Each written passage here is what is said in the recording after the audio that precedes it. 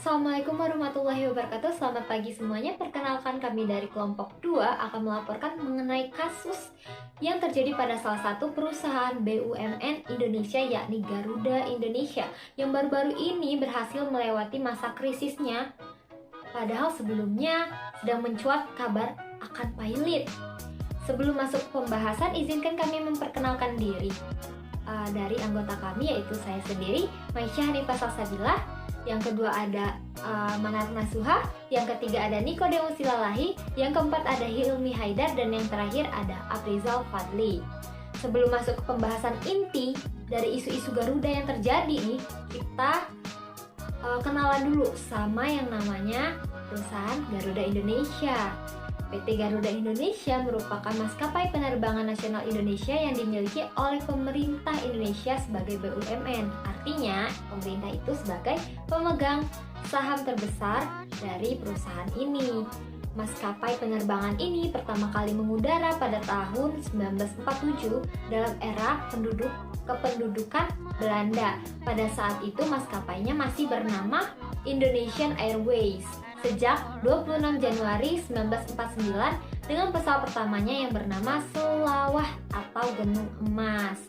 Pada awalnya, Garuda Indonesia merupakan hasil kerjasama antara pemerintah Belanda dengan KLM yang merupakan maskapai Belanda yang kemudian semua sahamnya dimiliki oleh Indonesia. Selanjutnya, pada tahun 2000, Garuda melebarkan sayap bisnisnya dengan membentuk anak perusahaan yang bernama Citylink yang menawarkan penerbangan dengan biaya murah ke kota-kota yang ada di Indonesia.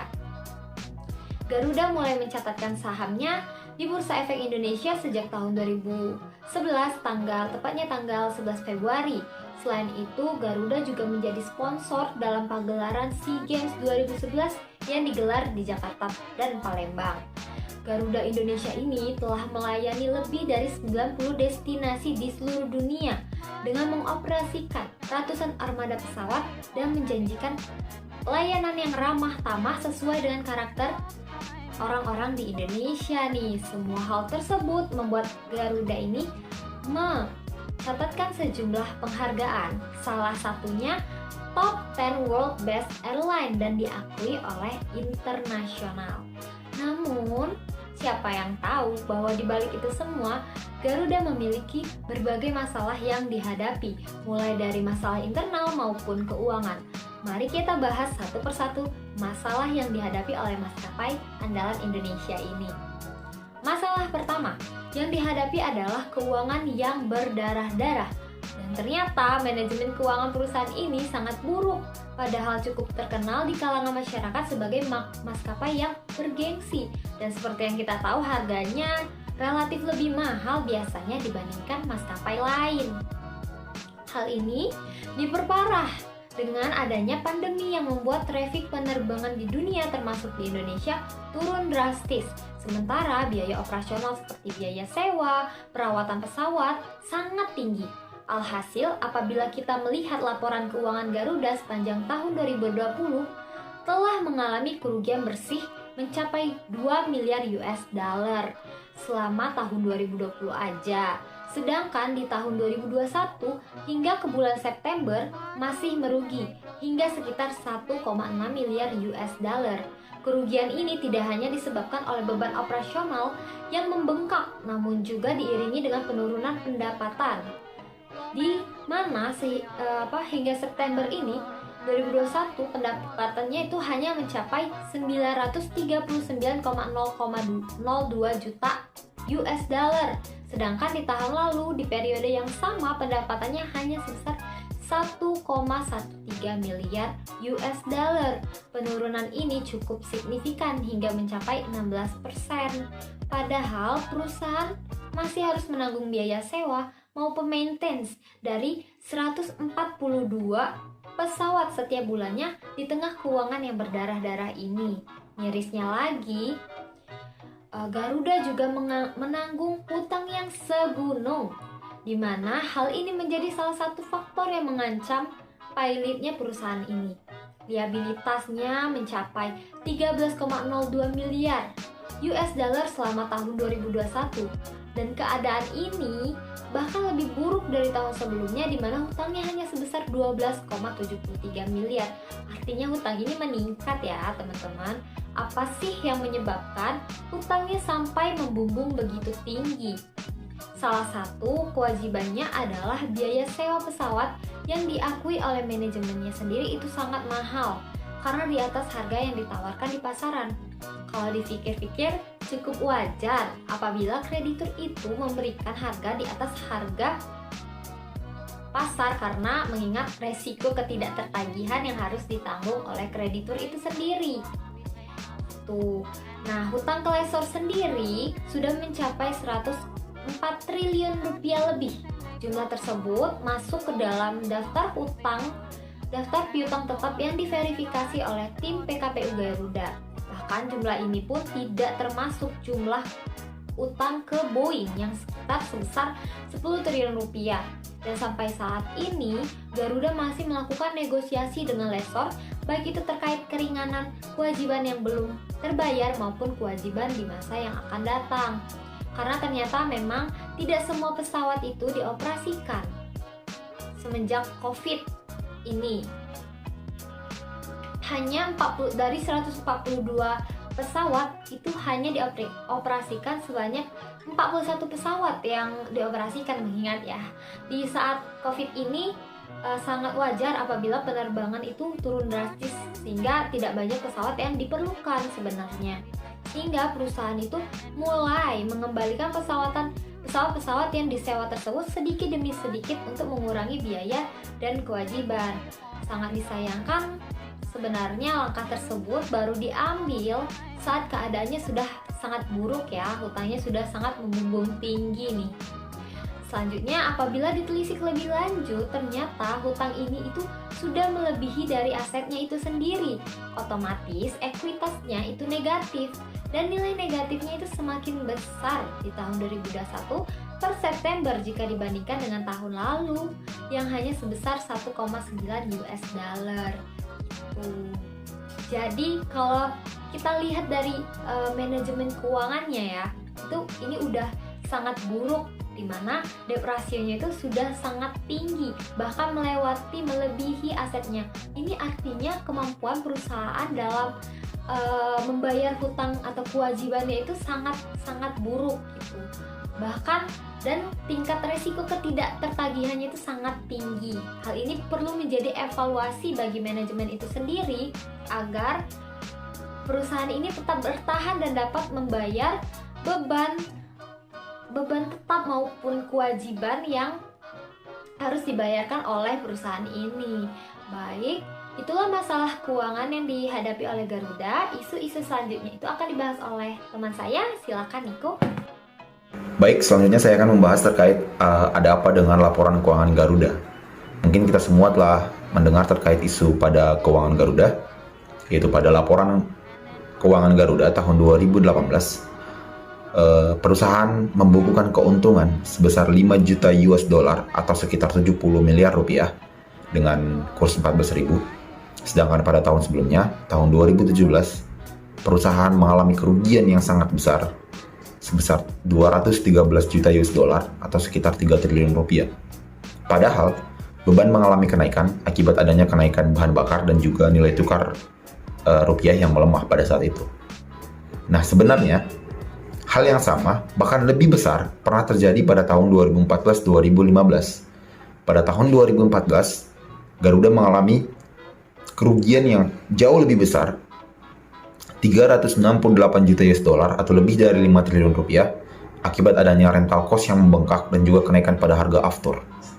Namun, ajaibnya, pada tahun selanjutnya, tahun 2015, Garuda berhasil membukukan laba bersih sebesar 77 juta US dollar atau sekitar 1 triliun rupiah setelah perusahaan berhasil memangkas beban-beban operasional yang berarti jumlahnya jauh lebih besar daripada 2017-2018 secara margin.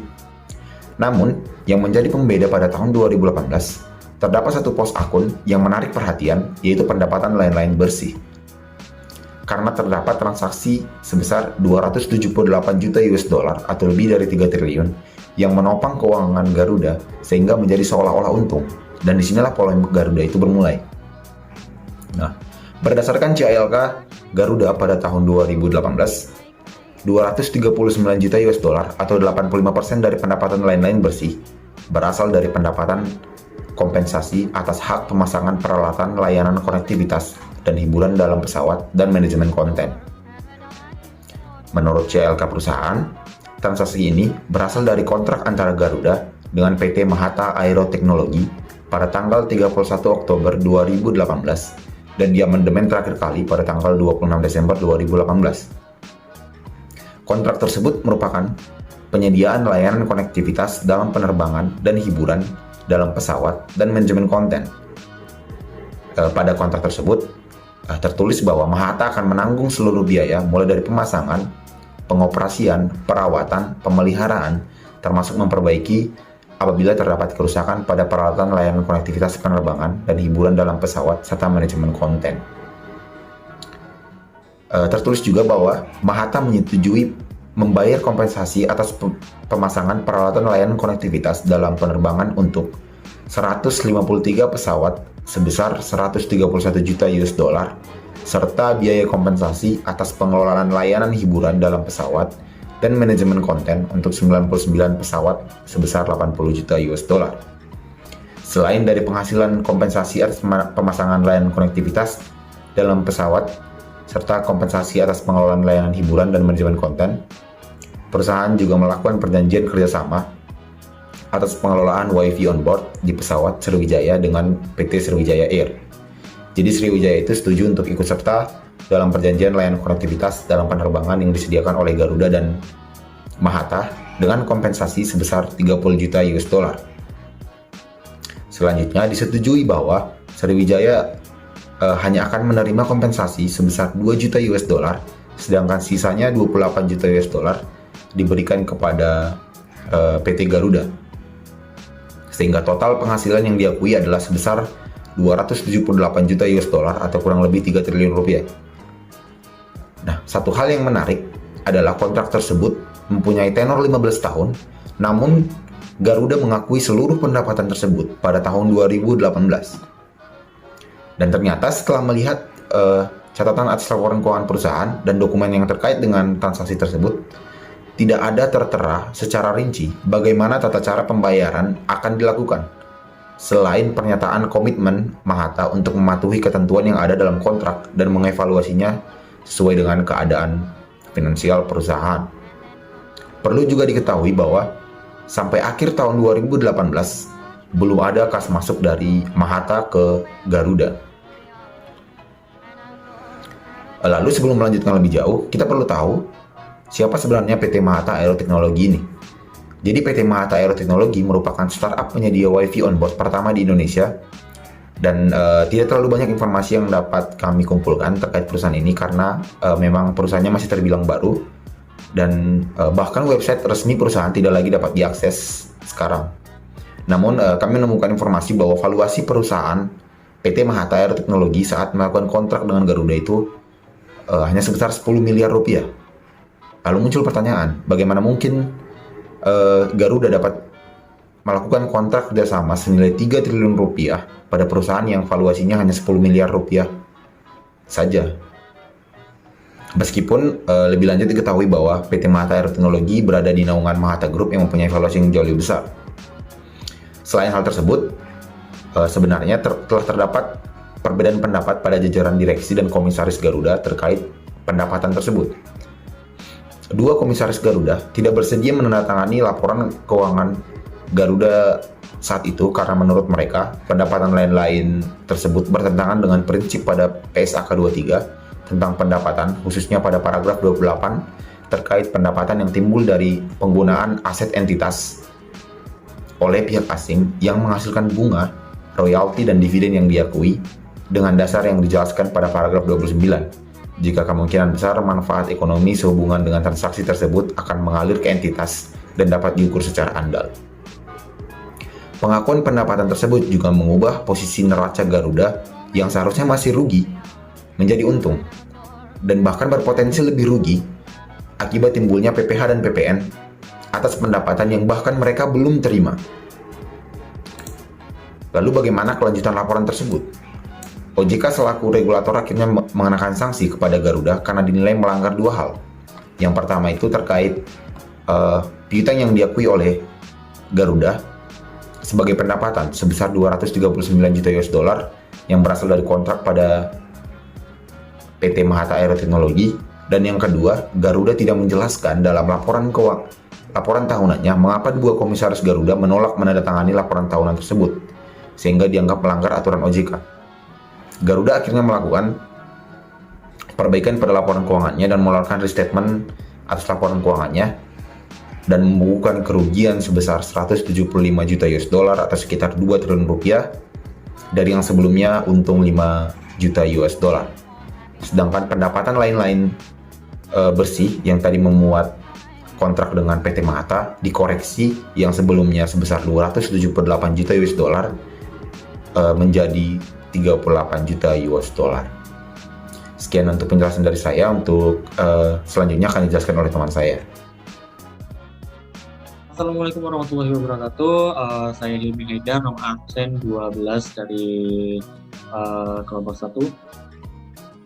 Baik, di sini terkait dengan poin bahasan kali ini saya akan jelaskan, yaitu mengapa KAP BIDO ini memberikan opini BTP pada laporan keuangan PT Garuda Indonesia di tahun 2018. Sedangkan pengguna-pengguna laporan keuangan PT Garuda Indonesia di tahun tersebut itu mengungkapkan bahwa terdapat kejanggalan dan kerancuan terkait dengan pengungkapan laporan keuangannya.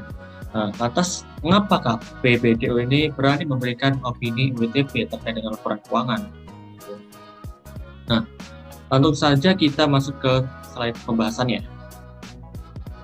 Nah, di sini terdapat beberapa tokoh yang mengungkapkan pendapatnya terkait dengan kasus laporan keuangan PT Garuda Indonesia di tahun 2018 tersebut. Yang pertama ada Rini M. Sumarno, yaitu Menteri BUMN di masa itu. Beliau berpendapat yaitu itu yang saya nggak ngerti kenapa dipermasalahkan. Karena secara audit itu sudah keluar dan itu juga dipakai auditor akuntan publik yang independen dan sudah dikenal dan diregister terhadap OJK atau Otoritas Jasa Keuangan. Nah, selanjutnya dari VP Corporate Secretary Garuda Indonesia M. Hisan Rosan, beliau berpendapat mereka mempercayai bahwa KAP BDO ini telah melakukan proses audit sesuai dengan PSAK dan mengacu pada asas profesionalisme. Nah, dari pendapat-pendapat ini dapat kita ketahui bahwa terdapat beberapa pendapat pada sudut pandang yang berbeda terkait dengan kasus pengungkapan laporan keuangan PT Garuda Indonesia di tahun 2018 itu. Lantas mengapa masih terdapat kejanggalan terkait dengan opini WTP atau laporan pengungkapan PT Garuda Indonesia di tahun 2018 tersebut? Mari kita lihat dari slide selanjutnya. Nah, di sini saya menjabarkan beberapa kronologi kasus yang dimulai dari kerjasama antara Garuda Indonesia dengan PT Mahata terkait dengan in-flight connectivity, yaitu pelayanan internet di pesawat. Nah, di sini saya menjabarkan beberapa poin penting terkait dengan kronologi kasus Garuda dan Mahata. Nah, yang pertama, yaitu hasil pemeriksaan Kementerian Keuangan dan Otoritas Jasa Keuangan yang menyatakan laporan keuangan Garuda Indonesia ini, khususnya pencatatan kerjasama in-flight connectivity dengan Mahata itu adalah hasil rekayasa. Menurut mereka tidak profesional dan keputusan tersebut itu sangat prematur. Mereka menghormati pendapatan regulator dan perbedaan penafsiran atas laporan keuangan. Namun mereka itu akan mempelajari lebih lanjut terkait dengan keputusan tersebut.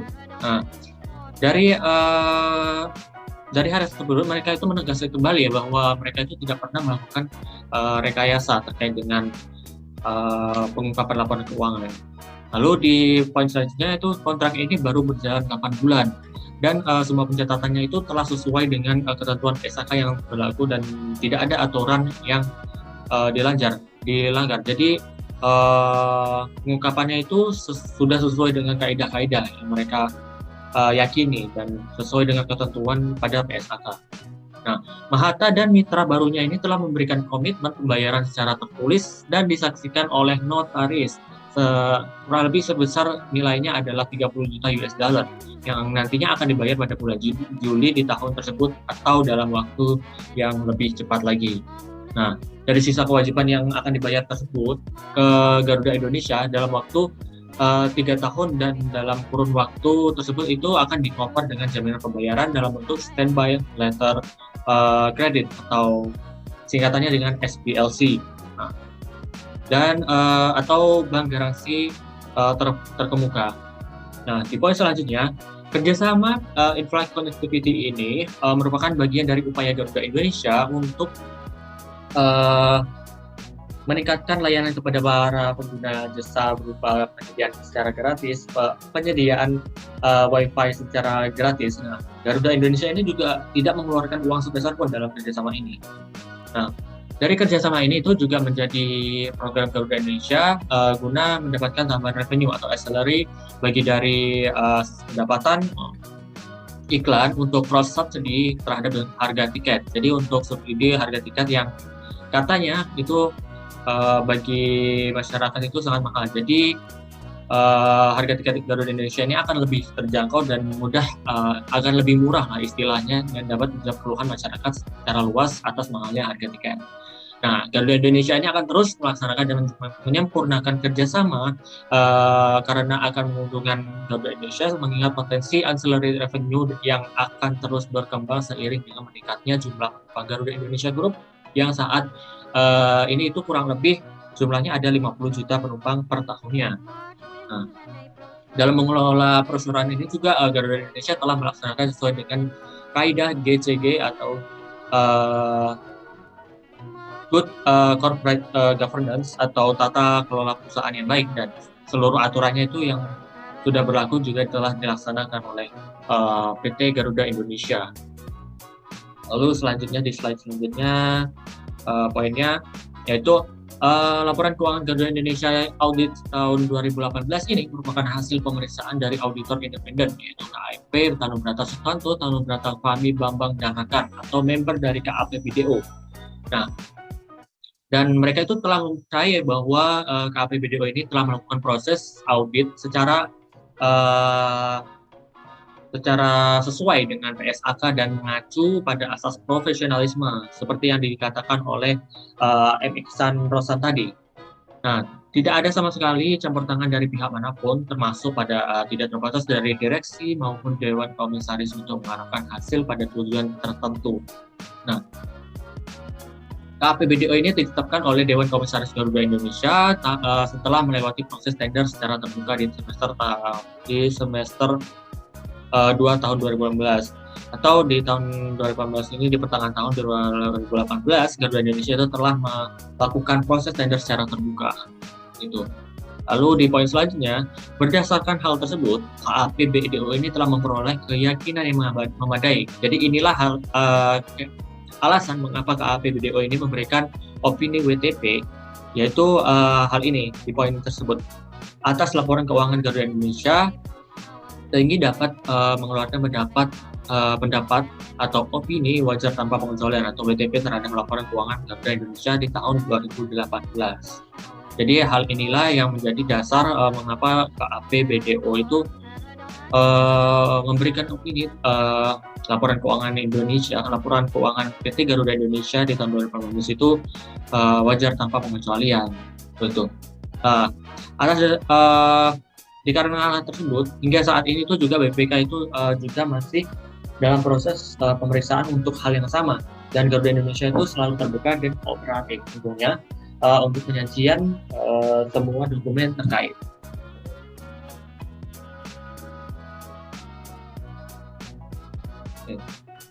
Jadi dari hal tersebut yang harus kita tindakan yang harus dilakukan itu apa sih agar tidak terjadi kasus yang serupa. Jadi agar kasus yang serupa itu tidak terulang kembali, ada beberapa hal yang harus diperhatikan oleh berbagai pihak.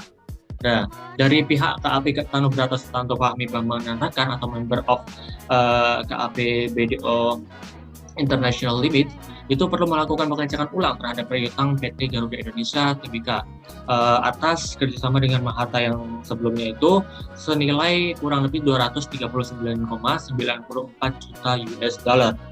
Nah, pihak AAP ini perlu melakukan pengecekan pada histori dokumen penjualan dan juga dokumen penerimaan perusahaan.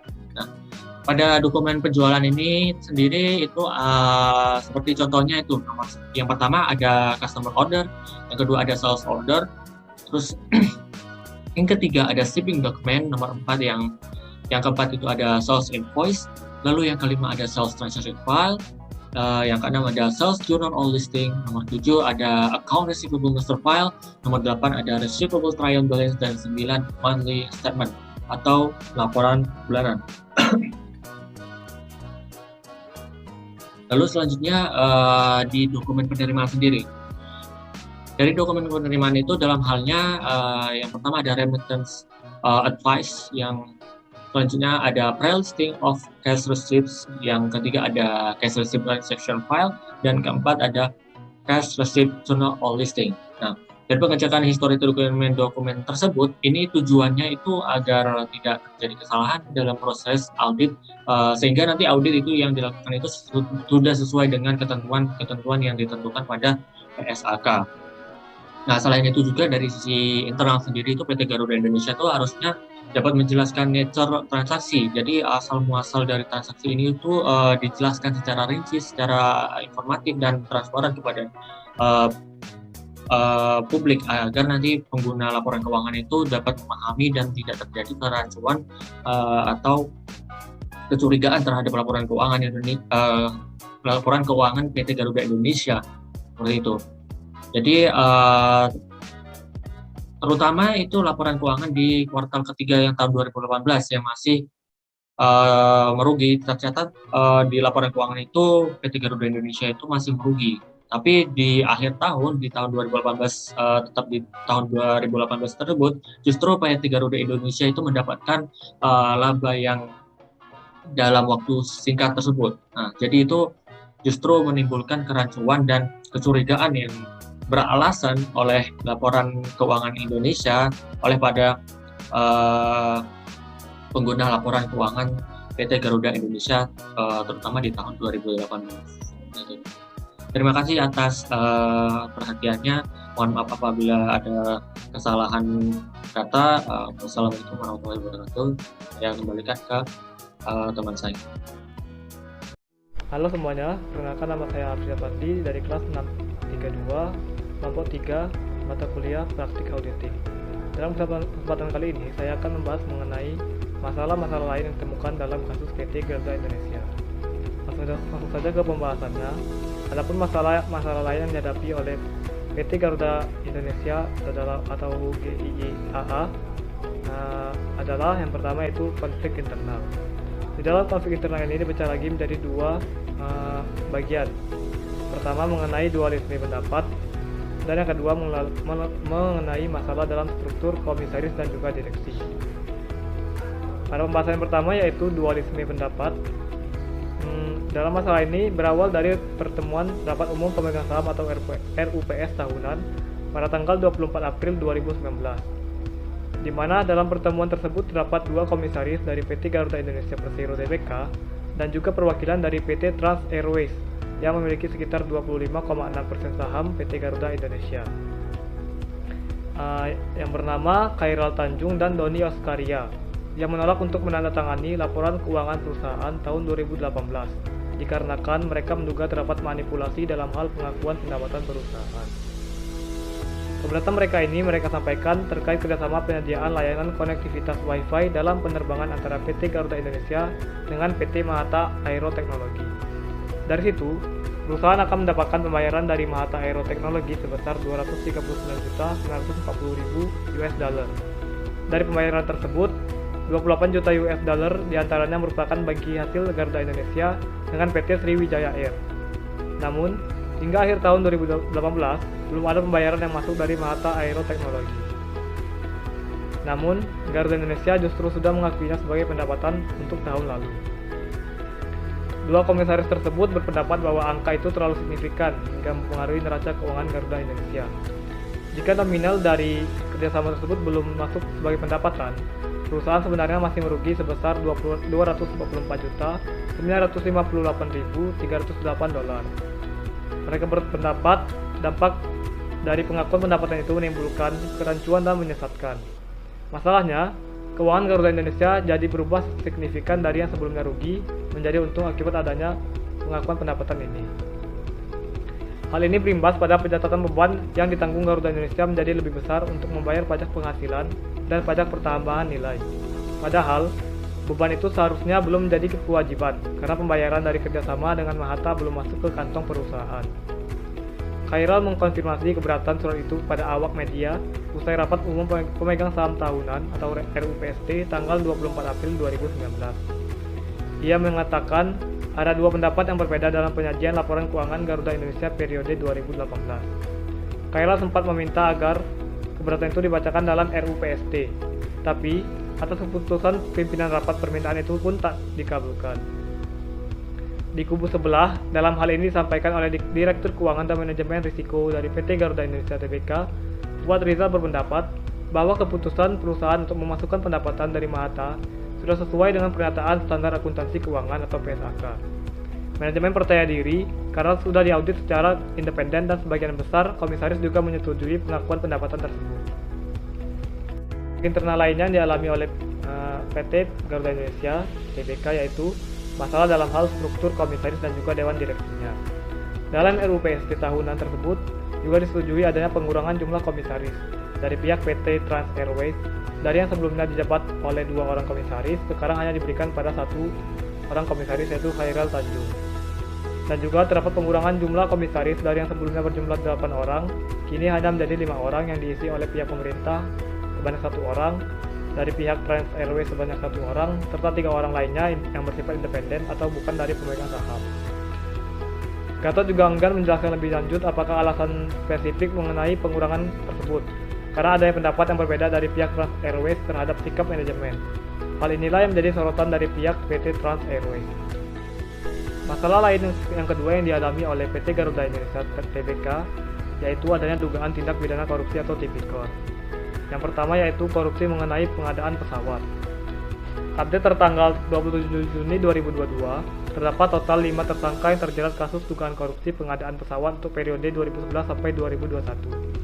3 orang sebelumnya yang sudah ditahan antara lain yaitu Setio Awibowo selaku Vice President Strategic Management Officer PT Garuda Indonesia periode 2011 sampai 2021, anggota tim pengadaan pesawat CRJ 1000NG Garuda Indonesia pada tahun 2011, dan anggota tim pengadaan pesawat ATR 72600 pada tahun 2012. Yang kedua yaitu Agus Wahyudo selaku Executive Project Manager Aircraft Delivery PT Garuda Indonesia Persero Tbk tahun 2019 sampai 2014. Anggota dari tim pengadaan pesawat CRJ 1000NG Garuda Indonesia pada tahun 2011 dan anggota tim pengadaan pesawat ATR 72600 PT Garuda Indonesia pada tahun 2012. Dan yang ketiga yaitu Albert Burhan selaku Vice President Corporate Planning PT Garuda Indonesia Persero Tbk tahun 2017 sampai 2018. Kasus ketiga orang tersebut sudah dilimpahkan ke Jaksa Penuntut Umum Kejaksaan Negeri Jakarta Pusat yang dilakukan di Rumah Tahanan Salemba Cabang Kejaksaan Agung dan Rutan Salemba Cabang Kejaksaan Negeri Jakarta Selatan. Untuk selanjutnya dibuatkan surat dakwaan terkait dengan dugaan tindak pidana korupsi pengadaan 18 unit pesawat sub 100 seater tipe jet kapasitas 90 seat atau tempat duduk jenis Bombardier CRJ 1000 pada tahun 2011. Baik tahap perencanaan maupun tahap evaluasi tidak sesuai dengan prosedur pengelolaan armada PT Garuda Indonesia, prinsip-prinsip pengadaan BUMN, serta prinsip Business Judgment Rule yang menimbulkan adanya kerugian keuangan negara sebesar 609.814.504 US dollar untuk atau setara dengan 8,8 triliun rupiah. Dan untuk 2 tersangka lainnya yang ditahan adalah mantan Direktur Utama Garuda Indonesia Emir Syahsyatar dan mantan Direktur PT Mugi Rekso Abadi Sutikno Sudaryo. Sebelumnya, pada tahun 2017, kedua orang ini juga pernah terjerat kasus suap puluhan miliar dari Bombardier, Airbus SAS, dan Rolls-Royce. Dalam persidangan, Emir diketahui menerima suap dari Sutikno yang merupakan penasihat bisnis Airbus dan Rolls-Royce sebesar 5,89 miliar rupiah, 884.000 US dollar Amerika, 1,02 juta euro, dan 1,1 juta dolar Singapura. Pengadilan kemudian memberikan hukuman 8 tahun penjara dan denda 1 miliar rupiah, subsidiar 3 bulan penjara kepada Emir. Sedangkan Sutikno divonis 6 tahun penjara. Selanjutnya untuk dugaan kasus tindak pidana korupsi yang kedua, yaitu mengenai korupsi penunjukan konsultan restrukturisasi utang. Yang dalam hal ini disampaikan oleh Dewan Pimpinan Pusat Serikat Karyawan Garuda Indonesia atau Sekarga yang menuntut adanya audit forensik kepada Badan Pemeriksa Keuangan terhadap proses penunjukan langsung konsultan restrukturisasi utang pada 2020 yang mencapai angka 800 miliar rupiah. Laporan tersebut merupakan lanjutan dari keterangan terbuka via Instagram dari ex-komisaris Garuda Indonesia Peter F. Gonta soal beberapa masalah di badan perseroan tersebut, termasuk juga terkait dugaan korupsi dalam penunjukan konsultan restrukturisasi yang dilakukan melalui proses negosiasi dengan lessor. Garuda mengungkap prosesnya masih terus berlangsung dan diperkirakan selesai pada akhir tahun nanti. Perusahaan masih terus berkomunikasi dengan lessor dan secara paralel memfinalkan rencana restrukturisasi lanjutan bersama para konsultan yang ditunjuk. Garuda juga akan meminta masukan dari proposal restrukturisasi dari lessor terkait jumlah dan jenis pesawat yang diajukan serta persyaratan pembayarannya. Nah, demikianlah beberapa masalah lain yang dihadapi oleh PT Garuda Indonesia Terbuka Persero selama beberapa tahun belakangan ini. Demikian presentasi dari saya. Terima kasih atas segala perhatian. Mohon maaf apabila ada salah kata. Selanjutnya pada pemapar atau pemateri berikutnya. Terima kasih. Selanjutnya, saya, Manar Nasuha nomor urut 17 akan menjelaskan bagian 5 dari presentasi Ada Apa Dengan Garuda Indonesia. Bagian 5 ini menjelaskan terkait apa sih strategi dari PT Garuda Indonesia Tbk, apa yang menjadi strategi Garuda Indonesia untuk bisa tetap eksis hingga sekarang walaupun ditimpa berbagai masalah. Untuk penjelasan berbagai masalah dari PT Garuda Indonesia telah dijelaskan oleh teman-teman saya sebelumnya. Dan di sini saya fokus terkait strategi dari PT Garuda Indonesia itu sendiri.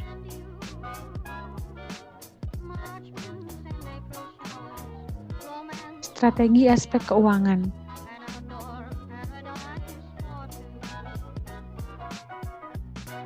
Untuk aspek keuangan sendiri, Garuda Indonesia telah menerapkan 5 strategi.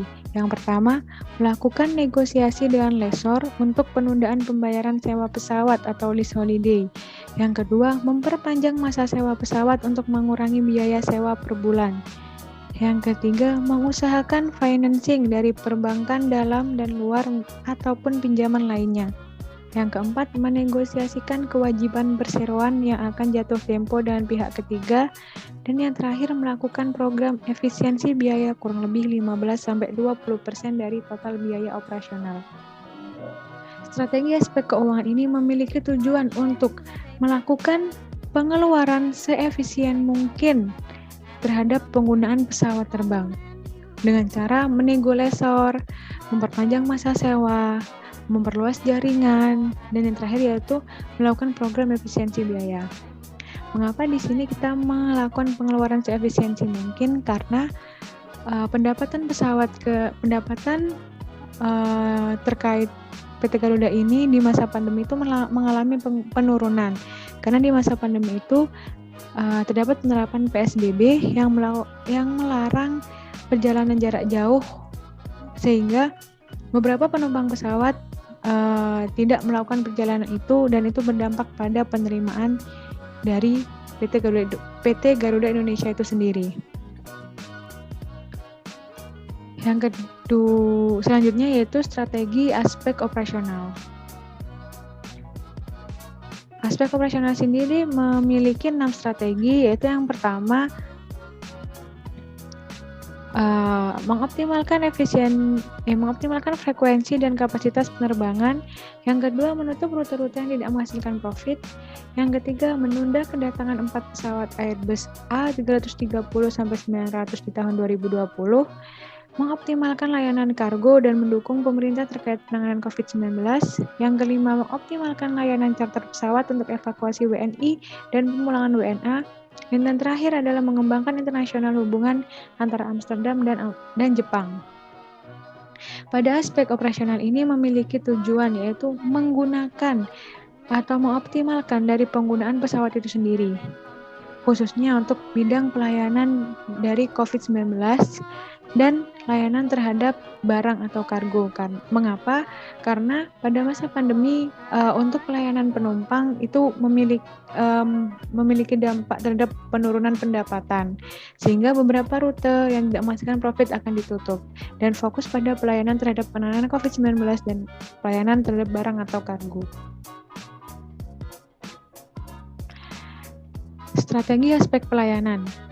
Terdapat 6 strategi dari aspek pelayanan, yaitu yang pertama, penerapan physical distancing dalam penerbangan, pelaksanaan pre-medical check bagi awak kabin, yang ketiga, penggunaan alat pelindung bagi kru yang bertugas, yang keempat, penyemprotan cairan disinfektan di kabin pesawat, yang kelima, peniadaan reading material guna meminimalisir cross-contamination, yang keenam, penggunaan material monouse dalam penyajian makanan dalam pesawat.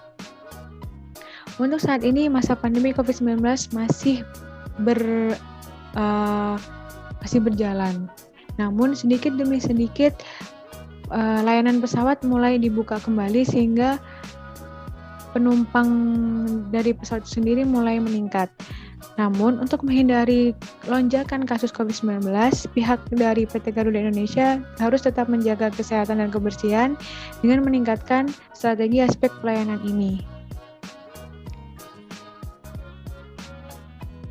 Strategi lainnya yang pertama yaitu Garuda Indonesia akan mengembangkan pasar penerbangan kargo.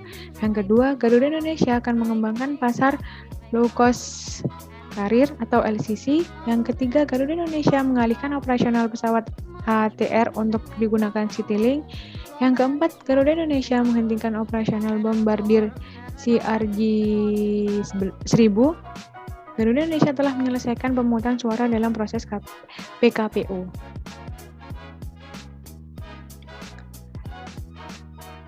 Selanjutnya, setelah saya jelaskan terkait strategi dan beberapa masalah mengenai PT Garuda Indonesia, kurang lengkap jika kita tidak mengetahui bagaimana kabar terbaru dari Garuda Indonesia. Kabar ini saya peroleh per bulan Juli tahun 2022. Kabar yang pertama yaitu proses penundaan kewajiban pembayaran utang atau PKPU. Kabar ini saya peroleh dari detik.com dengan masa upload per 14 Juli 2022. Proses penundaan kewajiban pembayaran utang PKPU PT Garuda Indonesia atau GIAA belum sepenuhnya tuntas karena ada 2 kreditur yang belum puas atas perdamaian atau homologasi dengan mengajukan kasasi ke Mahkamah Agung. Sejauh ini, Irfan menyebutkan permohonan kasasi yang dimaksud tidak memiliki dampak terhadap kegiatan operasional perseroan. Seperti yang telah diberitakan sebelumnya, Garuda Indonesia telah berhasil lolos dari jeratan pailit karena menang dalam proses PKPU. Proposal perdamaian utang yang ditawarkan Garuda disetujui oleh mayoritas kreditur. Dengan 95 kreditur Garuda yang mewakili 97% utang yang terverifikasi menyetujui proposal damai Garuda. Dengan total utang sendiri tercatat oleh pengurus PKPU Garuda mencapai sekitar 142 triliun. Untuk kabar yang kedua yaitu awal kebangkitan Garuda Indonesia. Kabar ini saya peroleh dari travel.detik.com dengan masa upload pada 13 Juli tahun 2022. Maskapai penerbangan nasional Garuda Indonesia optimis bisa bangkit lagi secara bertahap selama 2-3 tahun ke depan. Kepercayaan diri itu ditunjukkan dengan kinerja positif usai kesepakatan homologasi melalui proses PKPU pada akhir Juni tahun 2022. Kinerja ini juga tercermin melalui pendapatan usaha pada bulan Mei 2022, yakni dengan berhasil membukukan profitabilitas melalui pendapatan rute angkutan penumpang, kargo, charter, maupun pendapatan penunjang lainnya. Sepanjang tahun 2021, Garuda melayani sedikitnya 2.221 penerbangan charter atau mengalami peningkatan sebesar 27,21% dibandingkan dengan tahun sebelumnya. Selanjutnya, sepanjang tahun 2021, Garuda secara grup berhasil mempertahankan konsistensi jumlah penumpang di angka sekitar 10,9 juta penumpang dibandingkan dengan tahun sebelumnya. Kabar yang ketiga yaitu kabar saham PT Garuda Indonesia per 14 Juli tahun 2022 yang saya peroleh melalui detik.com. PT Garuda Indonesia terbaru merilis laporan keuangan tahun 2021 yang mencatat kerugian tahun berjalan sebesar 4,16 miliar US dollar atau setara dengan 62,3 triliun dengan kurs saat itu 14.993.